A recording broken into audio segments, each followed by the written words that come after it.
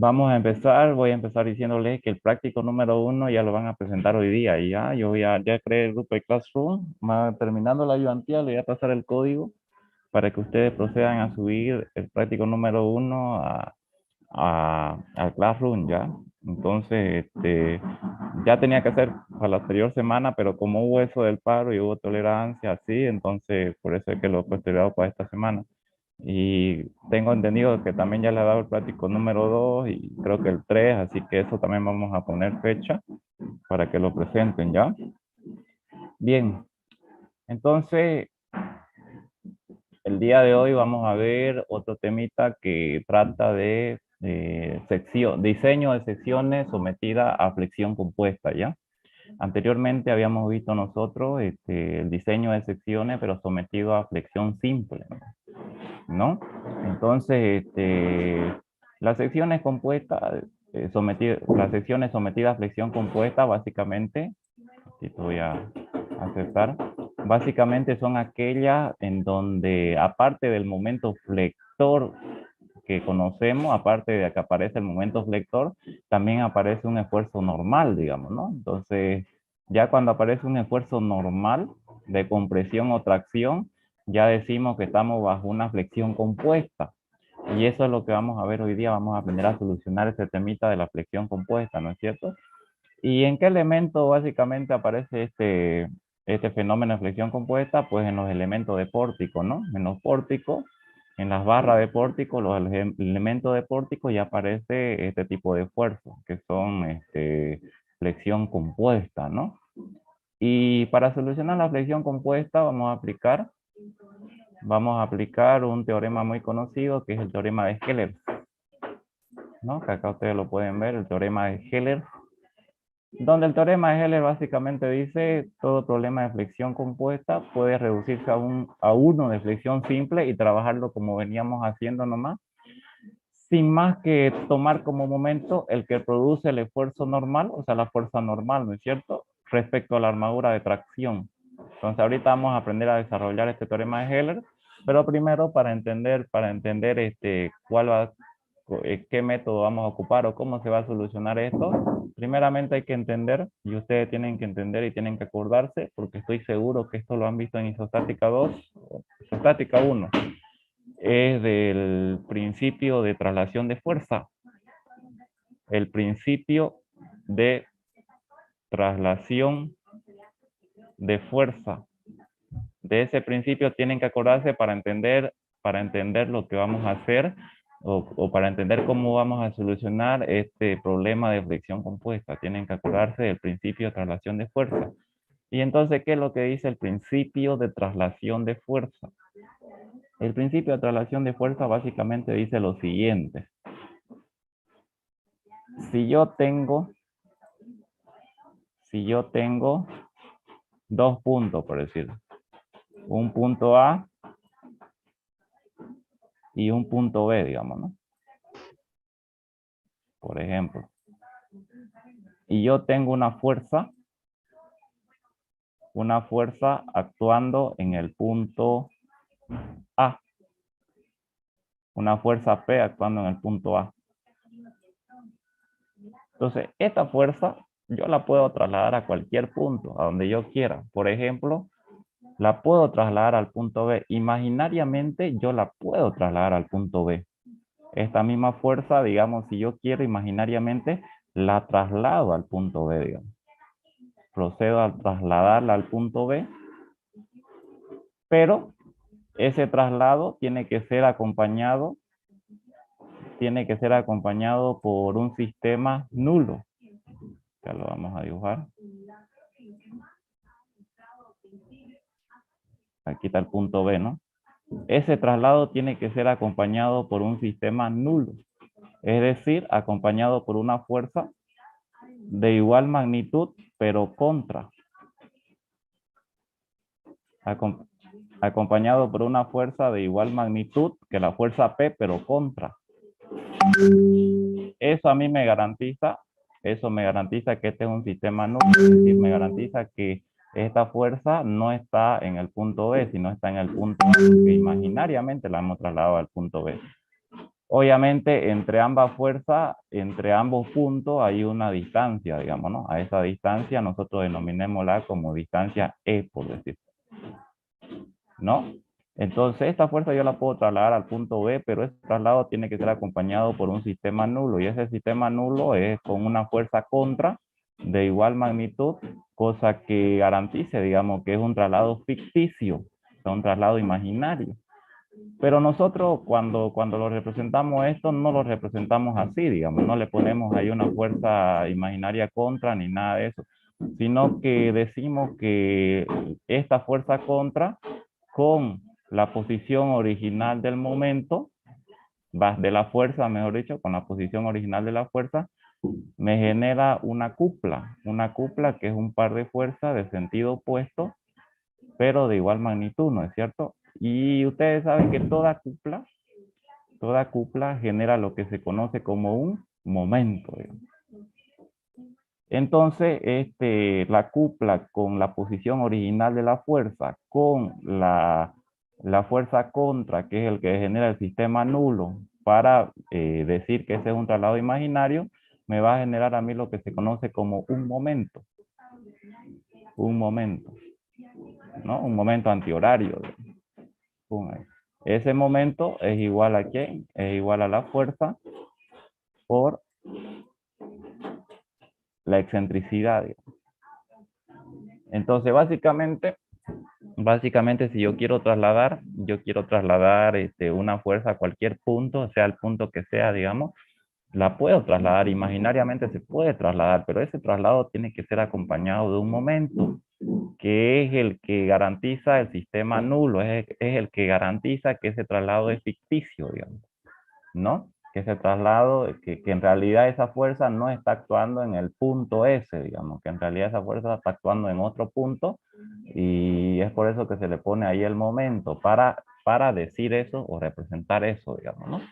Entonces, cuando ustedes vean una fuerza acompañada de un momento, ya ustedes saben que ese momento lo que genera es que la posición original de la fuerza no sea ese punto, digamos, sino sea otro punto que nos va a interesar conocerlo. Es decir, si yo veo una fuerza cualquiera, una fuerza P cualquiera, y lo veo que está acompañado con un momento, sea este momento horario o antihorario, desde ya sé que esta no es la posición original de la fuerza.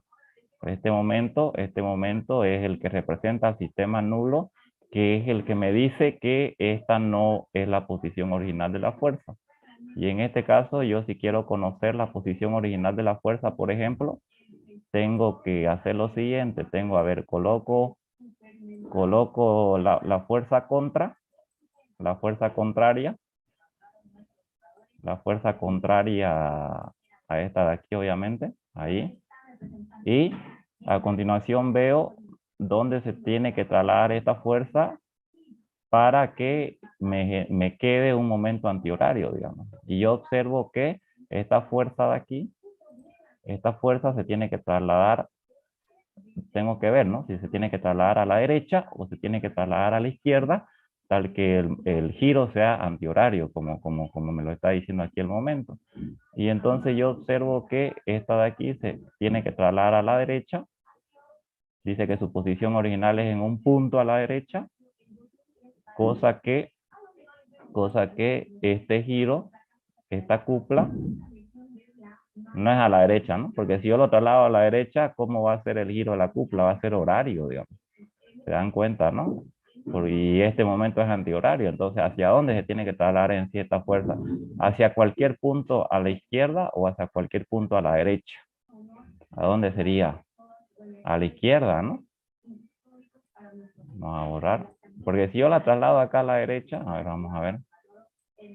Si yo la traslado acá a la derecha, ¿cómo sería el giro de la cupla? Pues el giro de la cupla sería un momento horario, ¿no? La cupla entre la contra y la posición original, digamos, sería horario, ¿no? Y no cumplo con que este momento es antihorario, el que yo puse aquí es antihorario, digamos. Entonces, no es hacia la derecha. ¿Hacia dónde es? Dice que la posición original de la fuerza es hacia cualquier punto, pero a la izquierda. Porque la posición original,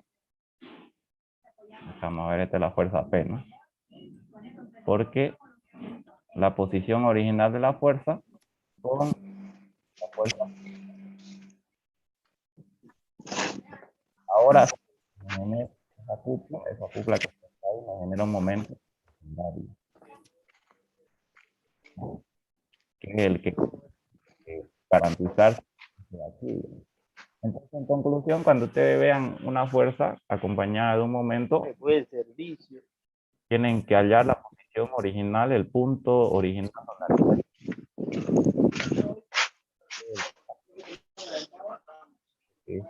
donde yo le pongo,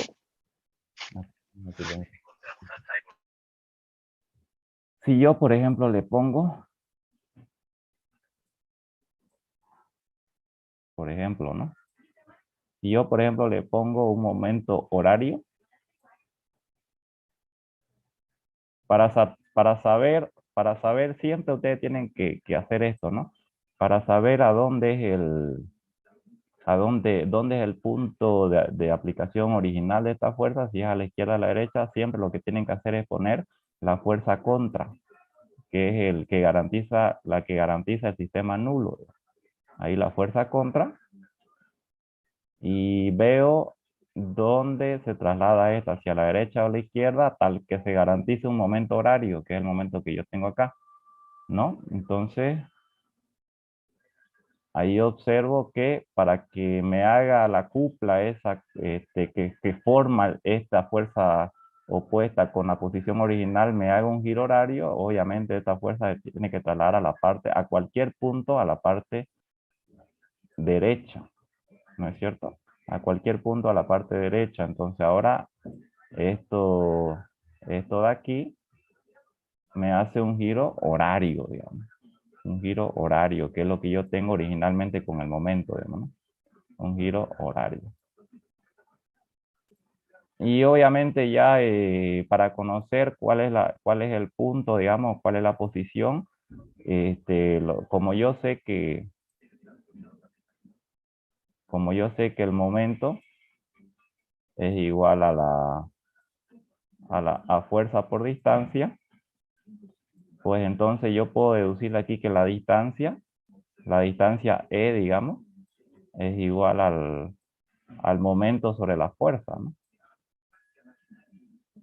Ahí, digámoslo. Y ahí puedo calcular la distancia exacta hacia donde es el punto original de actuación de esta fuerza.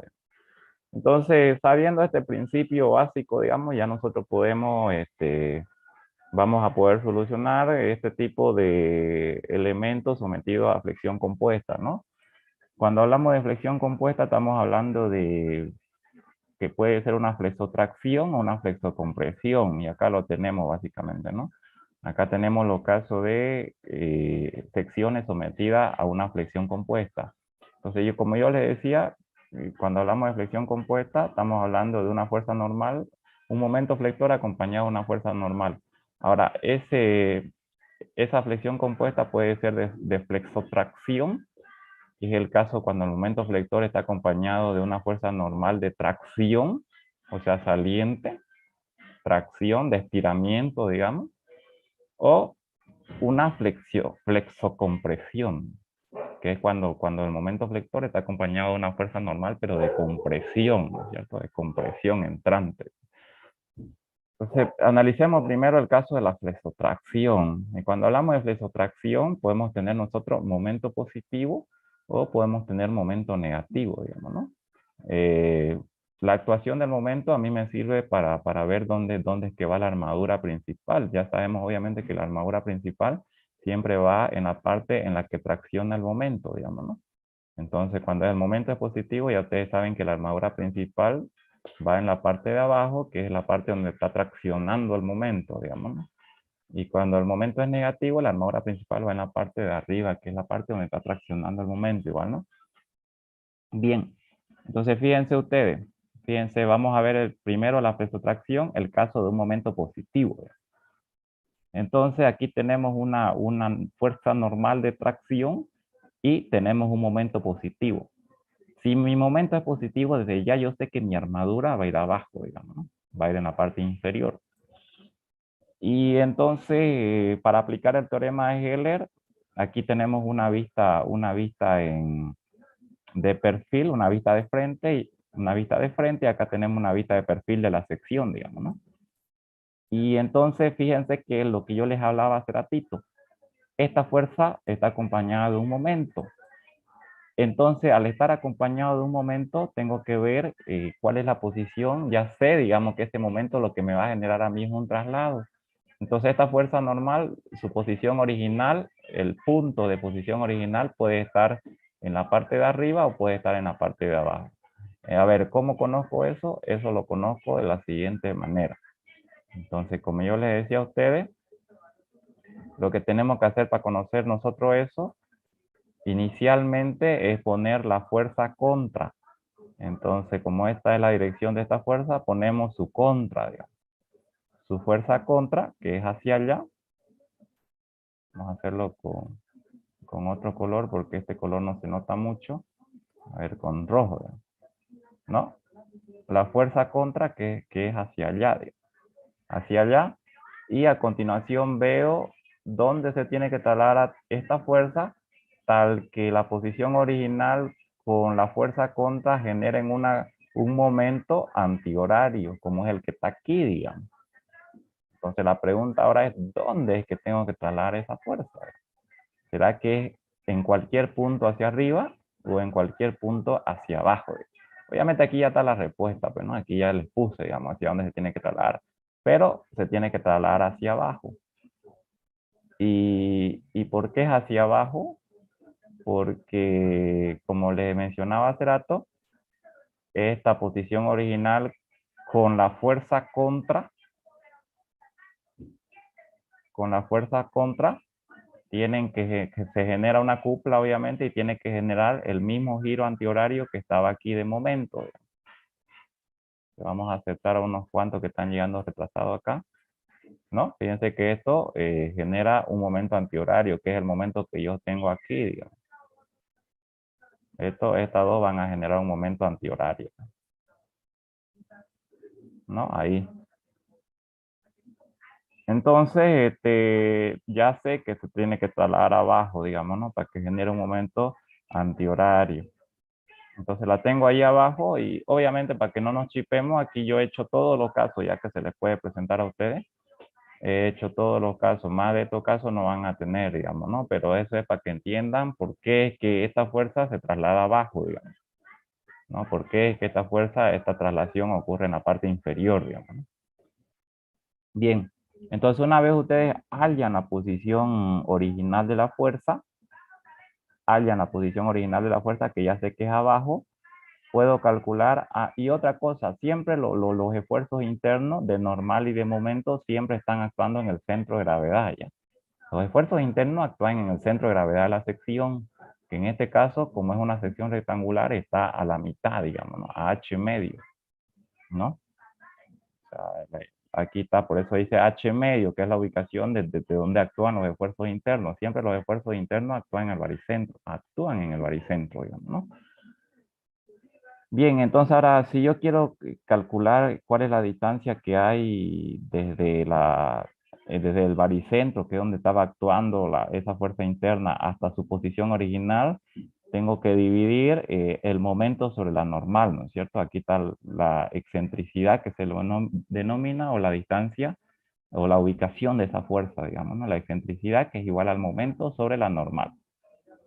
Y ahora, como yo les mencionaba hace ratito, vamos a aplicar nosotros el teorema de Heller, para poder solucionar eso, digamos, ¿no? Este teorema que les menciona acá. Entonces, ahora, a ver, interpretemos el teorema de Heller. A ver, el teorema de Heller dice lo siguiente. Todo problema de flexión compuesta puede reducirse a uno de flexión simple, sin más que tomar como momento el que produce el esfuerzo normal respecto a la armadura de tracción. Entonces, a ver, vamos a interpretar qué quiere decir eso. Lo que quiere decir eso es que yo esta fuerza normal tengo que trasladarla o reducirla a la armadura de tracción. O sea, ya yo de inicio sabía que la armadura de tracción iba a ir en la parte inferior por la actuación del momento flector, obviamente, ¿no es cierto? Entonces, esta fuerza normal tengo que trasladarla al baricentro de la armadura en tracción. Pero ese traslado obviamente me va a generar un momento, porque ya sé que ese traslado es ficticio y al trasladar una fuerza de un punto a otro, ese traslado va con un momento, ¿no? Entonces a continuación lo que tengo que hacer es identificar la distancia que hay desde la fuerza hasta el baricentro de la armadura en tracción, digamos. Y esa distancia está identificada aquí, fíjense. Viene a ser a E sub 0 esta distancia, esta excentricidad E sub 0 de aquí, que era la distancia que había desde el baricentro de la sección hasta el punto de actuación de la fuerza. A esa distancia le quito la mitad de la altura, h medio, porque no olviden que aquí hay h medio, aquí hay h medio,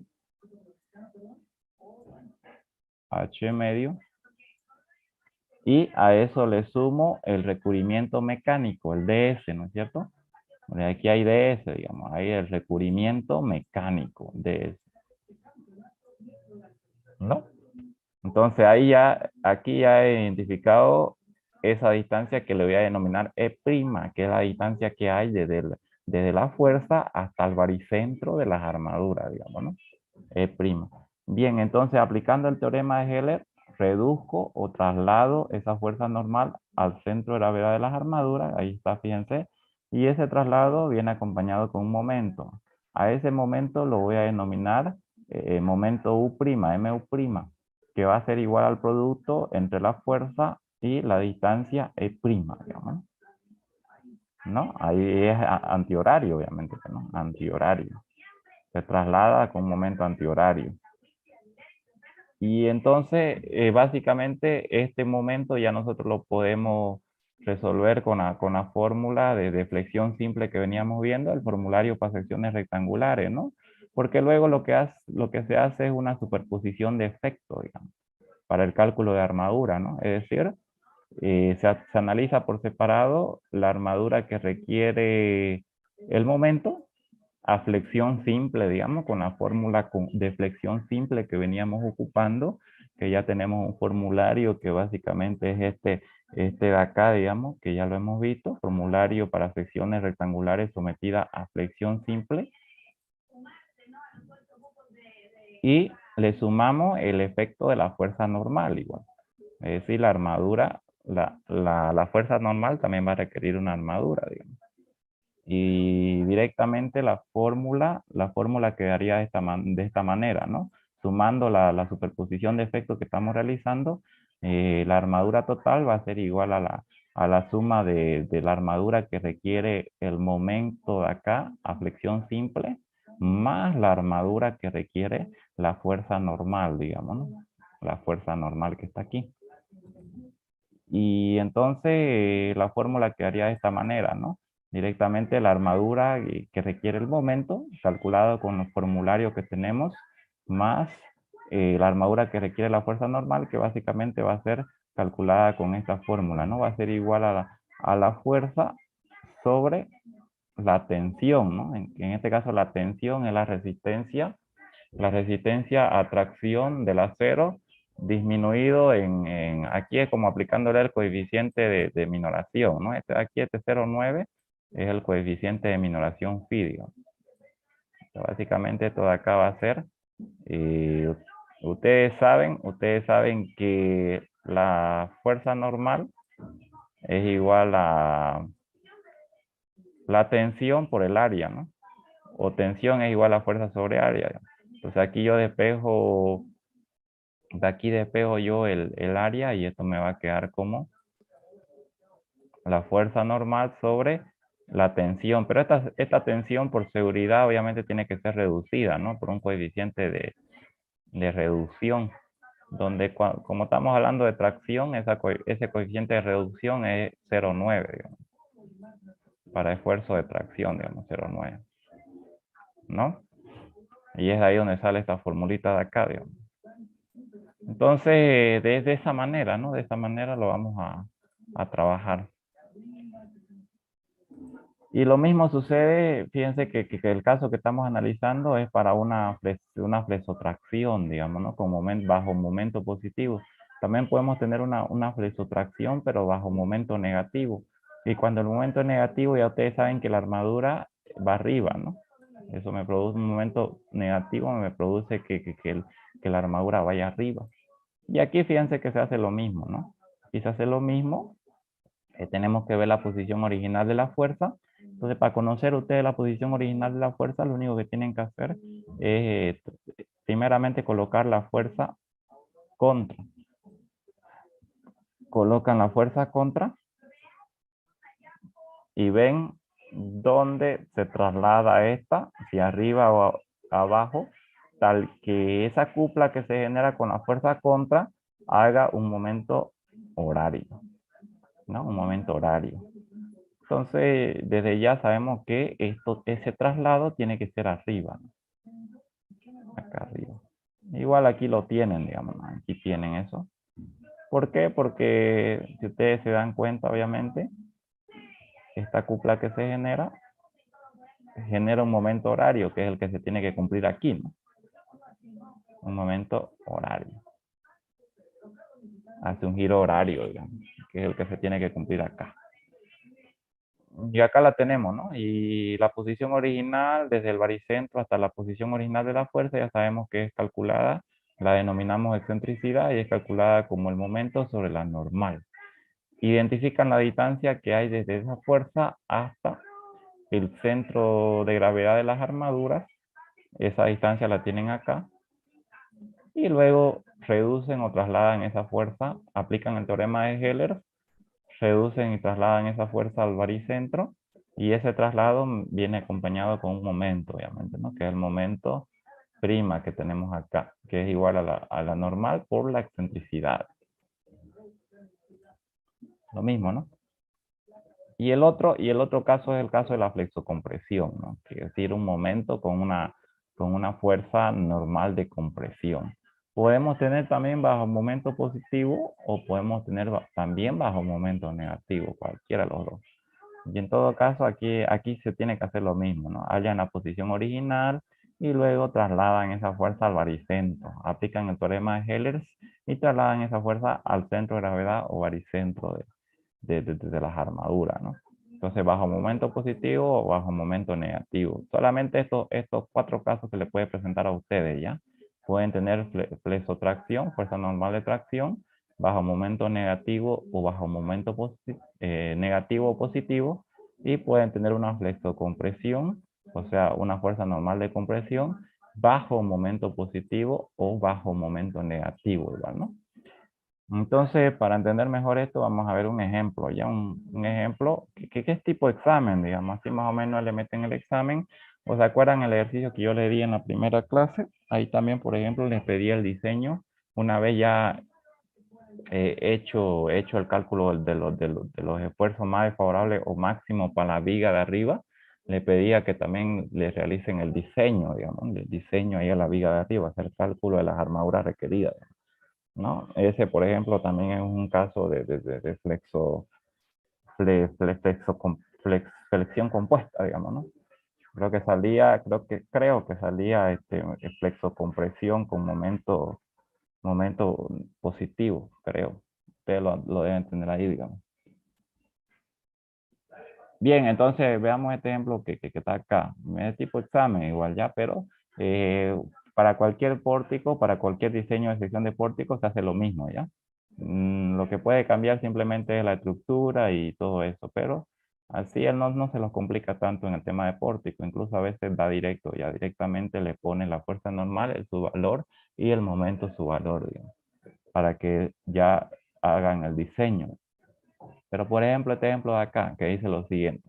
Para el siguiente pórtico mostrado en la figura se pide calcular las armaduras para la sección AA. Entonces fíjense que él ya me da un punto en específico, donde quiere que yo haga el cálculo. Armadura necesaria para resistir las tensiones normales. Se conoce que la resistencia del hormigón es de 210 kilos por centímetro cuadrado y la resistencia del acero es de 5000 kilos por centímetro cuadrado. Nota, me dice que desprecia el peso propio. Dice que no tome en cuenta el peso propio. ¿Ya? Entonces aquí me da un pórtico básicamente conformado de dos barras, dos elementos, uno horizontal acá y uno inclinado aquí, ¿no? Dice que la sección de esos elementos es de 25 por 60, o sea, son secciones rectangulares de una base de 25 y una altura de 60, ¿no? Este pórtico va a estar sometido a una fuerza puntual aplicado a 90 grados con respecto a esta barra inclinada, muerta de 15 toneladas y viva de 12.5 toneladas. Y me está pidiendo que yo haga el diseño para esta sección AA, o sea, para el punto AA, digamos, ¿no? Que ahí me da la coordenada de dónde se aplica esos puntos, etcétera. Bien, entonces los pasos son los mismos que veníamos realizando. Primeramente tengo que obtener yo la carga de diseño, ¿no es cierto? Y la carga de diseño es obviamente la carga mayorada bajo los coeficientes de mayoración que me da la normativa, que es 1.2 para carga muerta y 1.6 para carga viva, ¿no? Aquí, entonces la carga de diseño o la carga mayorada o la carga última, como la quieran llamar, me da de 38 toneladas. Bien, entonces a continuación proceden a hacer isostáticas. Es decir, tienen que calcular inicialmente reacciones de apoyo. Acá tenemos un apoyo fijo y acá tenemos un apoyo móvil, ¿no? El apoyo fijo tiene dos reacciones, una vertical y una horizontal, y apoyo móvil una sola reacción, ¿no? Entonces, como aquí tenemos una fuerza inclinada, tenemos obviamente que llevarla, que representar esa fuerza en ejes globales, es decir, en ejes verticales y en ejes horizontales. Es por eso que tenemos que calcular sus resultantes globales, ¿no? Vertical y horizontal. Y entonces, para aquello tengo que ver el ángulo, ¿no? El ángulo. En este caso yo lo voy a trabajar con respecto al ángulo horizontal, digamos, ¿no? Entonces, tenemos que calcular, lo voy a trabajar con respecto al ángulo de inclinación de este horizontal de aquí y entonces aplico geometría, ¿no? Trigonometría y calculamos obviamente ese ángulo de ahí. Entonces vamos a decir, la tangente del ángulo va a ser igual al cateto opuesto, que es 2.6, sobre el cateto adyacente, que es 4.5, ¿no? Y ese ángulo me da 30 grados, fíjense. Esos 30 grados sabemos obviamente que se repite también acá, ¿no? En la horizontal. La inclinación es la misma que tenemos aquí y como este está con la horizontal, este también con la horizontal, digamos. Y como todo esto era 90, entonces obviamente 90 menos 30, el ángulo de la horizontal con respecto a la fuerza inclinada me queda 60 grados, ¿no? Entonces a continuación ustedes ya calculan las componentes, ¿no? Entonces esto va a ser, la componente horizontal va a ser 38, que es la magnitud de la fuerza por el coseno del ángulo, ¿no? Y les da esto de acá. Y la vertical es 38 por el seno del ángulo. Recuerden, obviamente, esto ya lo deberían saber, pero recuerden que la fuerza, la componente que está con el ángulo, siempre es coseno, ¿no? Para hacerlo de manera más rápida, la componente que está con el ángulo siempre es coseno, ¿no? Y la componente que no está con el ángulo, en este caso la vertical, siempre es seno, digamos. La componente que no está con el ángulo siempre es seno, ¿no? Y entonces calculan ambas componentes y luego proceden a calcular las reacciones de apoyo, ¿no? Calculan las dos reacciones de acá y calculan la de acá, digamos. Y luego proceden a trazar los diagramas, ¿no? En este caso los diagramas que me interesan son los diagramas normales y los diagramas de momento, ¿no? Y trazando los diagramas normales, el diagrama me da de esta forma, ¿no? Por eso es que ustedes tienen que hacer recuerdo de isostática, ¿no? Porque aquí no le pueden pelar, digamos. A la mayoría, el 90% le pela acá, digamos. No saben calcular bien sus esfuerzos internos y es por eso que fallan en el examen, digamos, ¿no? Porque si le pelan aquí, ya lo demás no va a estar bien, pues, ¿no? Es primordial saber calcular bien las fuerzas internas, ¿no? Entonces, diagrama de normal y diagrama de momento. Entonces, fíjense que el momento en ese punto en específico que a mí me pedía, que era obviamente aquí, me sale este valor de acá, ¿no? 42.3 toneladas metro. Y además de ya sé que es un momento positivo.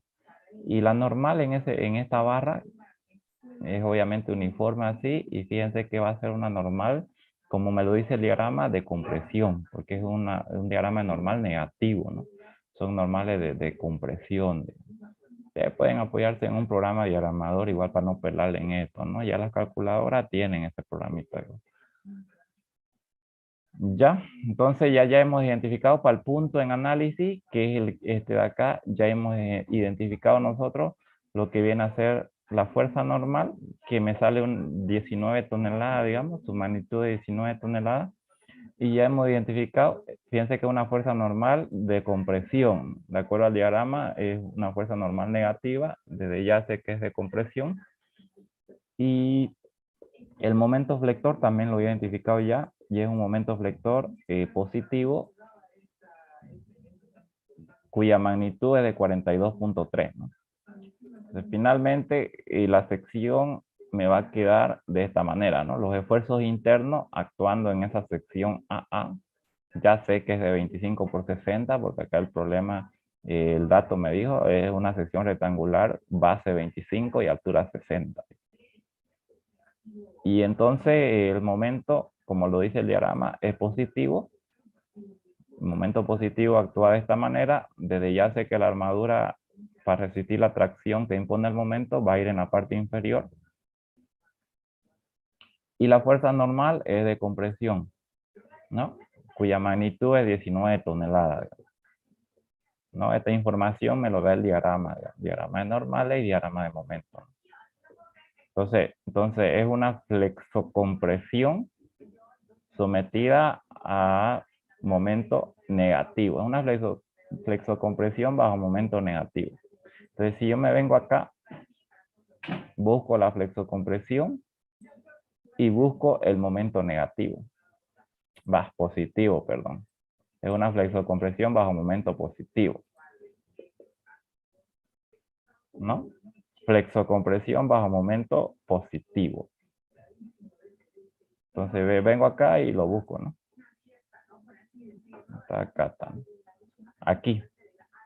Entonces, básicamente, esto es lo que voy a ocupar y aquí ya la tengo directamente la fórmula. Y fíjense otra cosa, ¿no? Que me olvidé mencionarle yo a ustedes acá. Cuando ya se trata de compresión, fíjense que la armadura que requiere por la fuerza normal resta. O sea, se resta a la armadura que se requiere por la tracción que impone el momento. Y esa resta se da porque obviamente una compresión es favorable para el hormigón, digamos.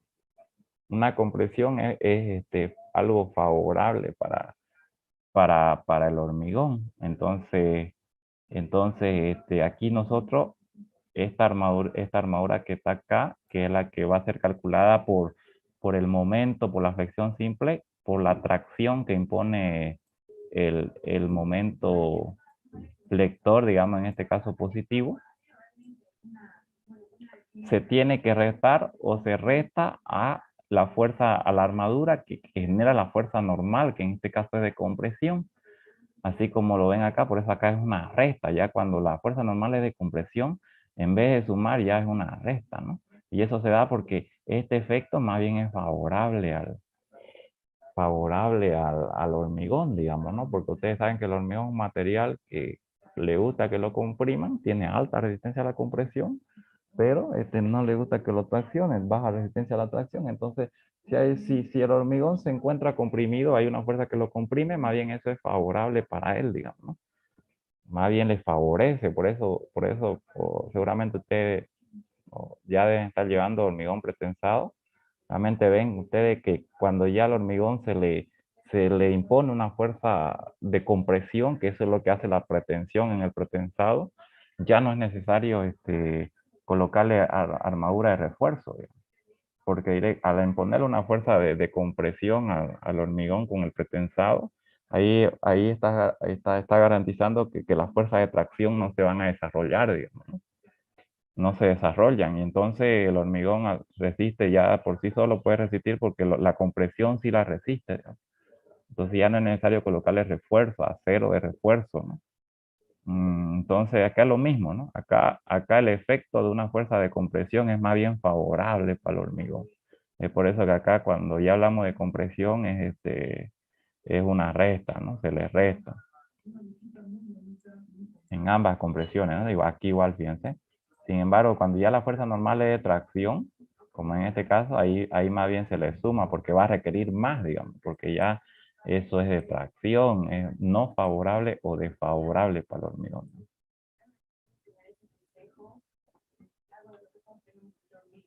¿No? Y entonces, como ya hemos identificado que tenemos este caso de acá, flexocompresión era, ¿no? Flexocompresión, momento positivo, básicamente el esquema va a ser este, ¿no? Acá ya ustedes lo tienen todo dibujado el esquema, aplicado el teorema de Heller, y es nada más representarlo acá, digamos. Incluso tienen ubicada ya la distancia que hay desde la fuerza hasta el baricentro de las armaduras, el E', que es con esta fórmula que ustedes ven acá, y entonces únicamente lo que hacemos es calcularlo, ¿no? Ahí vamos a tener el E', que lo sacan ustedes con la fórmula que está ahí. Recubrimiento mecánico, ya sabemos que tenemos que adoptarlo de inicio. A 6 centímetros adoptamos, digamos, ese criterio. Pueden decir el 10% de la altura o con el criterio del momento, ¿no? Que yo les expliqué en la primera clase acá, digamos. O el 10% de la altura, digamos, para adoptar de inicio el recubrimiento mecánico, ¿no? 6 centímetros. Con eso podemos calcular la altura útil, va a ser la altura menos el recubrimiento, ¿no? Y entonces, fíjense que vemos la posición original de la fuerza, calculamos su distancia del baricentro, es prima, aplicamos la fórmula que yo les acabo de mostrar ahorita, donde me va a botar la distancia que hay desde la fuerza hasta el baricentro de las armaduras, y luego traslado esa fuerza al baricentro, ¿no?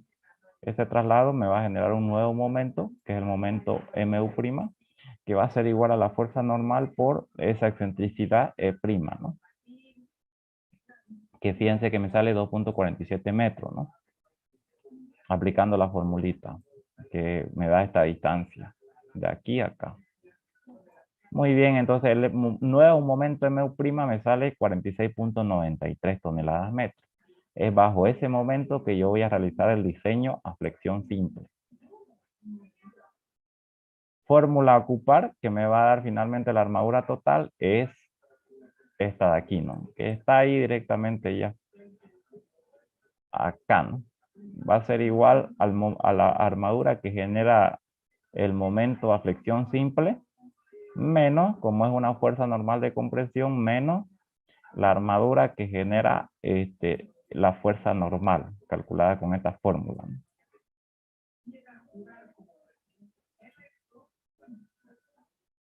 Bien, entonces primeramente calculemos la armadura que requiere el momento a flexión simple.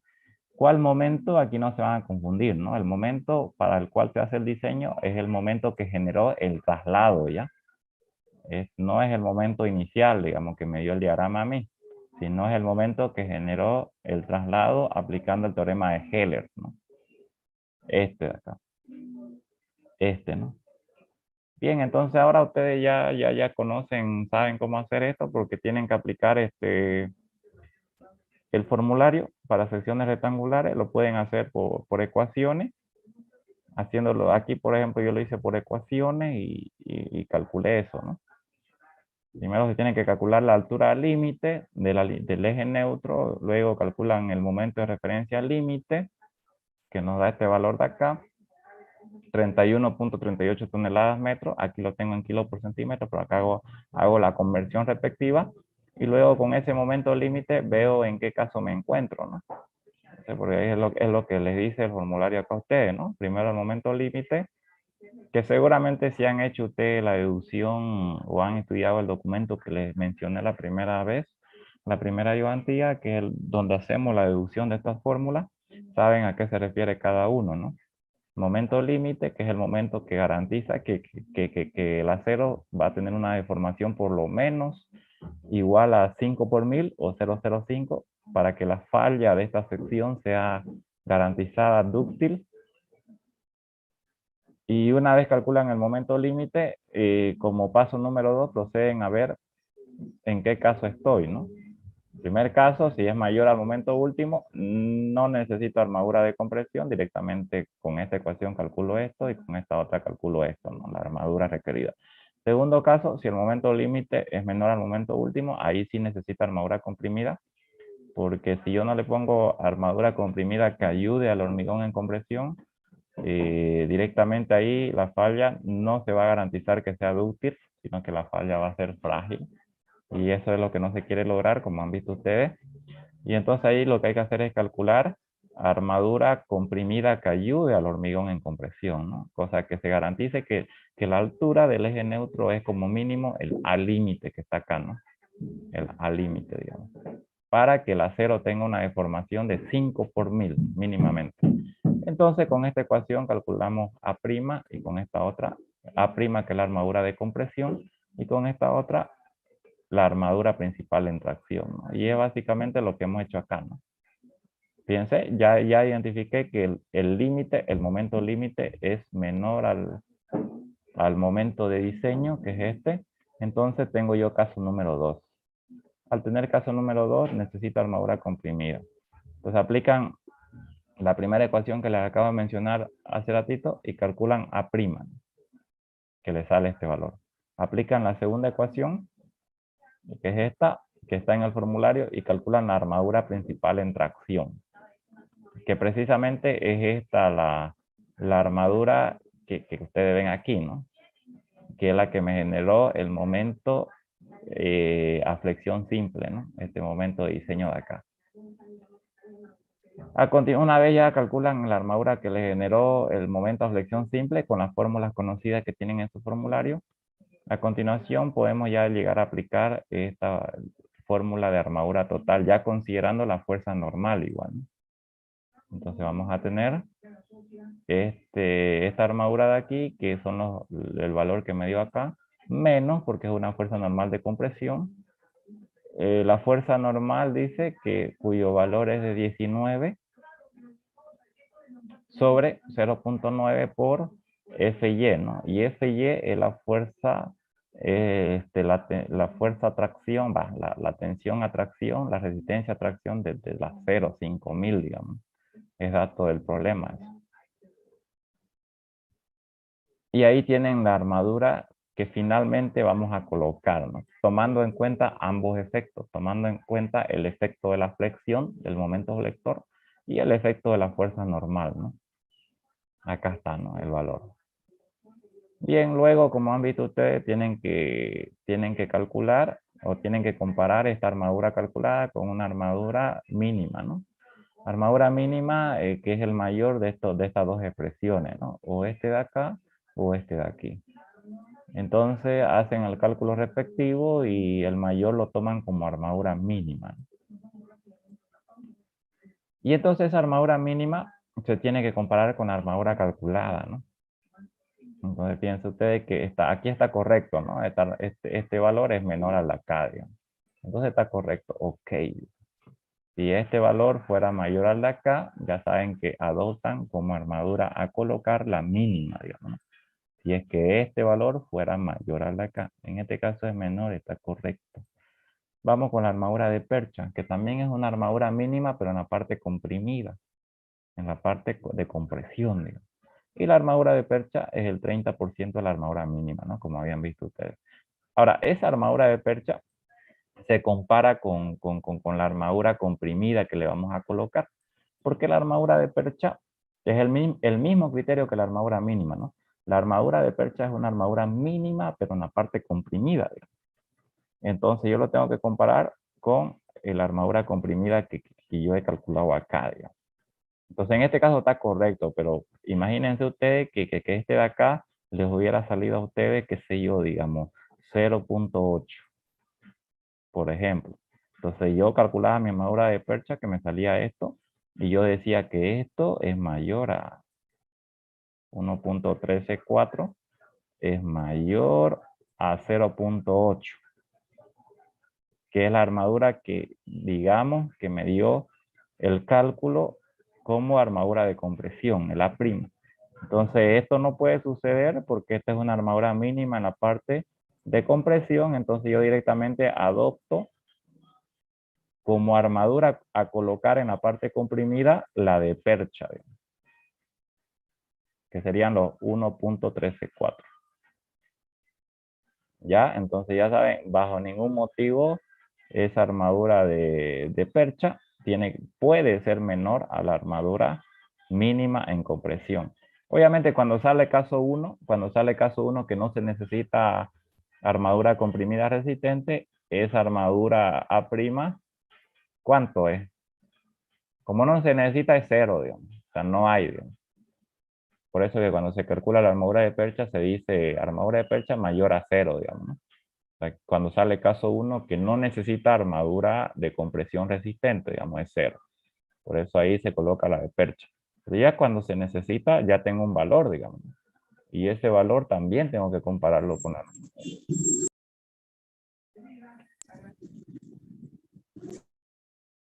Ya. Luego armadura de piel, ¿no? Que es una armadura que va en la parte media, que se coloca cuando las vigas son de gran altura. Armadura de piel, ¿no? Que entonces como nuestra sección es de 60, saben ustedes que cuando la sección tiene una altura mayor o igual a 60 centímetros, hay que colocar armadura de piel.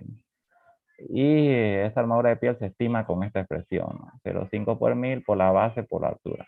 Y acá la tenemos, ¿no? Bien, y luego una vez ya tienen el cálculo de toda su área de armadura necesaria, tracción, compresión y piel, proceden a calcular la cantidad de barra que van a usar, ¿no? Con esta formulita ya pueden estimar eso. Seguramente ya han estado practicando y esto ya no es complicación para ustedes, digamos, ¿no? Y entonces proceden a ver la cantidad de barras que van a colocar, ¿no? Por ejemplo, para 18.05 centímetros cuadrados, yo voy a colocar 6 barras de 20. Ya aquí no es 25, aquí es 20. 6 barras de 20, digamos, ¿no?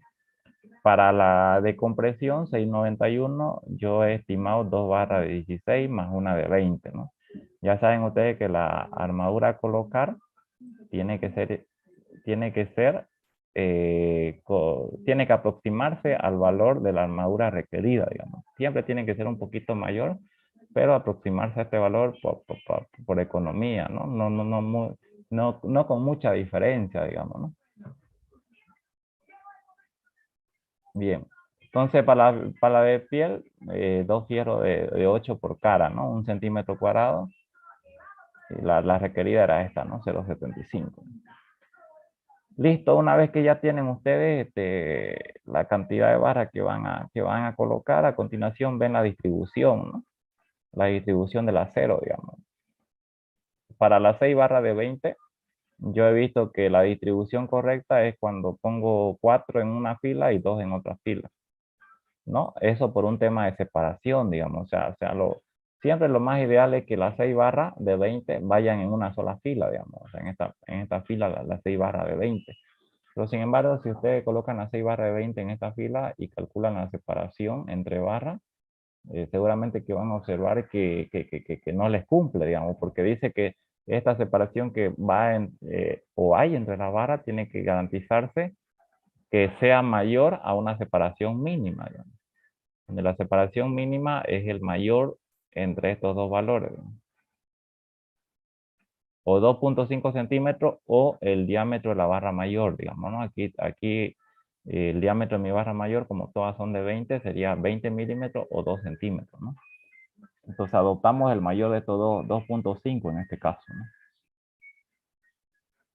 Y calculamos la separación real, digamos. La separación real va a ser igual a la base aquí, ¿cuánto era? La base acá era 25, ¿no?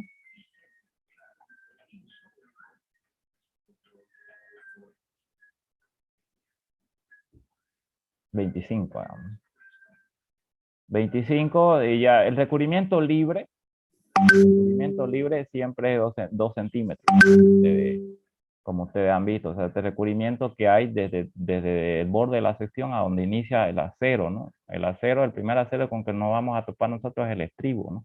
El estribo. El estribo diseñado o dado para resistir el esfuerzo cortante, que todavía no estamos haciendo su diseño. 2 centímetros, ¿no? De recubrimiento libre. El diámetro del estribo, como no lo conocemos, pero se lo adoptan, ¿no? Vamos a adoptar un fierro de 8, digamos, de 8 milímetros. Un phi de 8, ¿no? 8 milímetros o 0.8 centímetros. Se adopta siempre 8 milímetros. Porque generalmente ese estribo va con diámetro 6 milímetros, 8 milímetros o 10 milímetros. Entonces adoptamos un fierro de 8. ¿Ya? 0.8, digamos. 25, 2, 0.8, 0.8. Listo, entonces ahora yo quiero obtener la separación real, entonces con esta ecuación de acá la obtengo, ¿no? Va a ser igual a los 25 centímetros de base menos, le quito los dos bordes de acá, 2.8 hasta donde comienzan las barras que están con negro, 2.8 acá y 2.8 acá, entonces sería menos 2 por 2.8 menos las 4 barras que son de 20 milímetros o 2 centímetros, le quito los diámetros de las 4 barras, menos 4 por 2 centímetros, 4 porque son 4, y eso lo divido entre el número de espacios, ¿no? 1, 2, 3, 3 espacios. Fíjense que eso me da 3.8 centímetros. Entonces, en este caso, 3.8 mayor a 2.5, ok, digo, ¿no? Me cumple. Está correcto. Pero si ustedes, digamos, colocan las 6 barras de 20 en una sola fila, todas, seguramente que esta separación real les va a dar menor, ¿no? Les va a dar menor a 2.5. Y ahí ya ustedes, cuando les da menor a 2.5, ya tienen que ver otra opción, digamos. Y la otra opción es esta, 4 en una primera fila y 2 en una segunda, digamos. ¿Ya? Y finalmente, el detalle es este, ¿no? El detalle de la sección. Hacemos un detalle final, digamos. 6 barras de 20 aquí. La barra de compresión en la parte opuesta, que yo había identificado que son 2 fierros de 16 y uno de 20, ¿no? O sea, 2 fierros de 16 que son los que van acá en la esquina. Y el de 20 ahí en el medio, ¿no?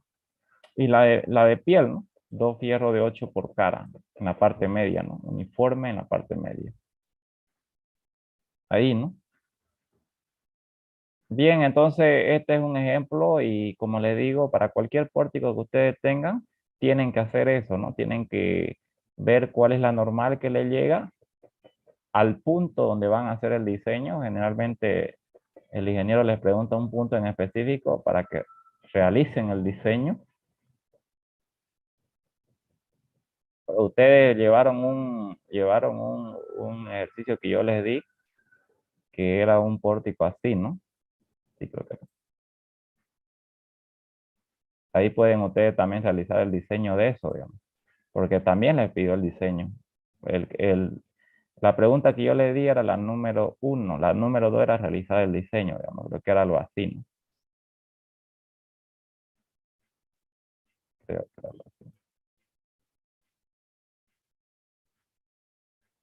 Acá no, había una normal y una de viento y una gravitacional, ¿no? Muerta y viva, aquí.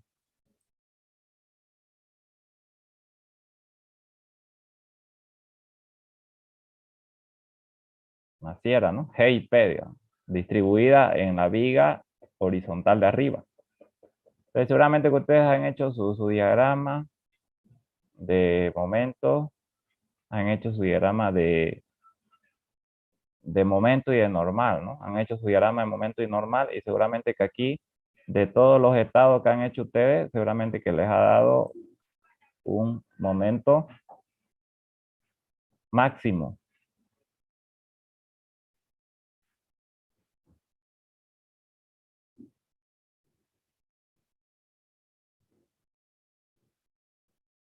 ¿Qué más? Y seguramente que eso en cuanto a la flexión, ¿no? Y seguramente que también han tenido fuerzas normales, diagramas normales, tanto de compresión como de tracción para esta barra, ¿no? Han tenido seguramente la normal de compresión y la normal de tracción. A ver, Ahora yo les pregunto a ustedes, digamos, si a mí me pide el diseño de eso, ya el momento está, digamos, que es el máximo que está ahí, pero ¿bajo cuál normal voy a hacer el diseño? ¿Cuál es lo más desfavorable? ¿Hacerlo bajo la normal de compresión o bajo la normal de tracción? La normal de tracción. Correcto, ¿no? ¿Por qué la normal de tracción? A ver, ¿por qué? ¿Cuál es la explicación? Es que Para- cuando es normal de compresión, esta le favorece al hormigón y cuando es de tracción, se incrementa el fierro. Correcto, porque ya vieron ustedes que cuando es normal de compresión, más es favorable para el hormigón, o sea, le resta armadura a la tracción del momento, le resta armadura. En cambio, cuando es de tracción, es desfavorable, más bien le suma armadura a la tracción del momento, ¿no? Entonces, si a mí me piden diseñar la viga horizontal bajo la situación más desfavorable, pues yo tengo que usar el momento flector máximo que me dio haciendo los estados de carga respectivos que han hecho y la normal de tracción, siempre, porque la normal de tracción es la que suma a la armadura de tracción que genera el momento. En cambio, la de compresión es un efecto favorable. La de compresión más bien resta armadura, ¿no? Al momento máximo. ¿Ya? Ahí como número dos, a usted le pedí hacer el diseño de esta viga horizontal aquí, digamos, para el efecto más favorable. Entonces ya ustedes pueden hacer ese diseño, ¿no? Buenos días, Fabio. Una consulta. En lo que son esas, la normal de tracción y de compresión, ¿serían el mismo valor, pues, no? No O sé cómo estoy lo han hecho, seguramente que les ha salido el mismo valor o no sé cmo les habrá salido, pues, ¿no? Y sale el mismo valor. Sale el mismo valor, ¿no? Pero el efecto más favorable es hacer el diseño del momento normal. Y Porque, Fabio, una consulta más. En este caso, en este pórtico que estás mostrando ahorita vos, ¿no? En lo que es en lo que es en el diagrama de envolventes, vos nos dijiste que hay que hacer un lado sí, un lado no, un lado sí, un lado no, ¿no? ¿No es? ajá, Ahora, en este caso que solamente tenemos la carga distribuida ahí en la viga, en la viga vertical, en la viga horizontal, ¿no? ujú. Ya no haríamos eso, pues, ¿no? Directamente sería un solo diagrama, pues, ¿no? Un Claro, diagrama con... es el estado completo, ¿no? O sea, cuando vos tenés un tramo nomás, donde está actuando tanto carga, la carga viva, digamos, tanto carga viva como carga muerta, tu estado es el completo directamente, el estado pleno, digamos. Y ¿cuándo es que te va a generar tres estados? Es cuando tengas más de dos tramos, digamos, dos o más tramos. Cuando vos tenés dos o más tramos donde actúan esas cargas, ya ahí vos decís, en este tramo sí, en el otro tramo no, digamos. El siguiente estado va a ser en el que no cargué, lo cargo ahora con carga viva y en el otro ya lo descargo. Y el estado número 3 va a ser el estado completo, digamos, ¿no? Ese es cuando vos tenés más de dos tramos, dos o más tramos, digamos. Pero en este caso, la carga distribuida, muerta y viva, más que todo la viva, ¿no? Porque es la viva la carga viva la que me genera esos estados de carga. Solamente lo tengo en un tramo, digamos, que es el tramo horizontal de acá. Entonces ahí solamente es un solo estado de carga, que es el estado pleno, digamos, de carga. ¿Ya? Gracias, Fabio. Ya. ¿Listo? ¿En alguna otra pregunta que tengan? Yo voy a, Eh, paralelamente al Classroom, le voy a subir también, le voy a ir subiendo el avance de vigas T, ya para que ustedes lo vayan viendo. Acá están las deducciones para las vigas T y para que lo vayan viendo, obviamente, y vayan entendiendo. Y lo vamos a ver la otra ayudantía, obviamente, pero para que vayan teniendo idea, ¿no? ¿Qué iba a preguntar? Fue, yo tengo una duda, pero es más teórica. Ya. Bueno, no le entendí muy bien al ingeniero la parte de las armaduras de piel. ¿Estas se colocan por el tema de la retracción del hormigón o cuál es el motivo de las armaduras de piel? Así por favor me puede explicar. Ya, lo que pasa es que cuando vos tenés una viga, una sección alta, digamos, incluso la normativa 6 recién empieza a considerar armadura de piel cuando la altura de la viga es mayor a 90, digamos, ahí recién empieza a considerar, pero en la práctica real, en lo que se realiza, ya secciones de gran altura se consideran arriba de 60. Incluso ustedes si han visto en alguna obra, siempre le ponen una armadura en la parte media, así se baja la altura de la viguita, digamos. Y eso es porque en la parte media, cuando la sección es de gran altura, cuando la sección es un poco esbelta, digamos, así de gran altura y delgada, aquí en la parte media empiezan a aparecer lo que se conoce como esfuerzo parásito, digamos, o sea, esfuerzo de pequeña magnitud, pero que generan una cierta tracción y empiezan a aparecer fisuras aquí en la parte media, digamos, en la parte del medio, en la parte del medio, ¿no? Empiezan a manifestarse pequeñas fisuras, digamos. O sea, eso es porque están apareciendo debido a varios motivos, ¿no? Debido al motivo de que esto es una sección esbelta, digamos, o sea, de gran altura y pequeña y delgada, porque las bases son pequeñas generalmente. Y entonces cuando vos tenés una sección esbelta, al menos de hormigón, en la parte del medio empiezan a aparecer, esto se conoce como esfuerzo parásito, o sea, esfuerzos que no estaban considerados, pero que aparecen, digamos, y empiezan a fisurarte esa parte media, digamos. Y entonces, eso provoca que para coser esta fisura o para que no se generen estas fisuras, digamos, por eso que se coloca, que generalmente esos esfuerzos son de pequeña magnitud, digamos, son esfuerzos que no te van a generar la falla de la estructura, pero sí te van a generar fisuras ahí en la parte del medio. Entonces, para considerar eso, para tomar en cuenta en algo en eso, ya se colocan armaduras que tomen en cuenta eso, pues, ¿no? Armadura de piel que se conoce, digamos.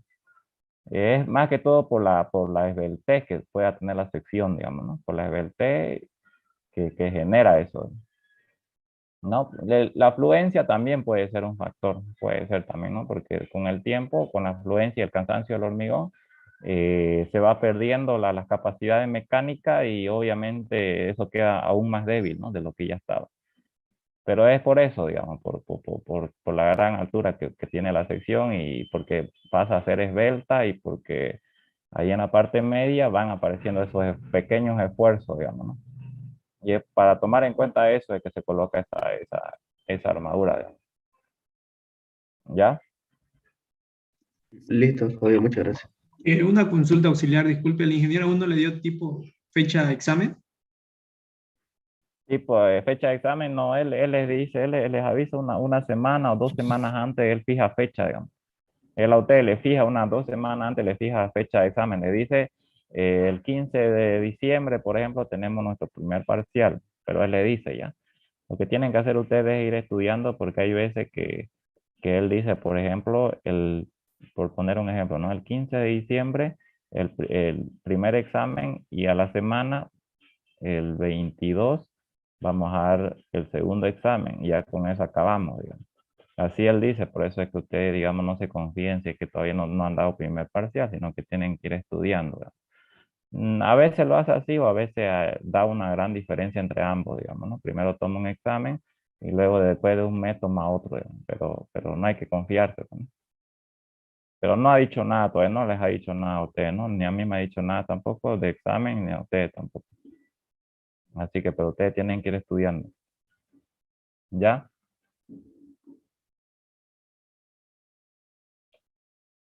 Bien, si no tienen más dudas, más preguntas, voy a pasarle el código de Classroom al grupo para que presenten el práctico número 1, ¿no? Práctico número 1, alístenlo, si es que no lo tienen, sáquenle foto a lo que han hecho y preséntenlo en PDF, ¿no? Hazlo PDF con el CAN Scanner. Disculpe, auxiliar, y para el práctico 2 y 3 sería para después, ¿no? Práctico 2 y 3, pues después nomás. Yo voy a avisar la fecha igual para el práctico 2 y 3. Este material igual lo voy a subir al Classroom, ya todo este material que hemos estado avanzando, más ejercicio extra igual que yo he hecho, lo voy a subir al Classroom para que ustedes vayan estudiando. Ya, Ya, gracias. ahí vamos a quedar, jóvenes. No hay más duda, más preguntas y lo vamos a dejar a cualquier cosa. Yo ahorita les paso el código, ¿ya? Fabio, disculpa. Ujú. Serían dos prácticos, ¿no? Uno el del ingeniero y vos no diste creo que otro. Sí, sí, sí, ese más preséntenlo ya, ese más ejercicio que yo les di, preséntenlo a ver, voy a ver y voy a ver si han hecho bien. Y la otra ayudantía ya les digo si están fallando o lo han hecho bien, ¿verdad? Y también va a tener su puntuación extra, pues. Así que ese más preséntenlo. Ese ejercicio más añádanlo ahí, el que dimos la primera clase. ¿No?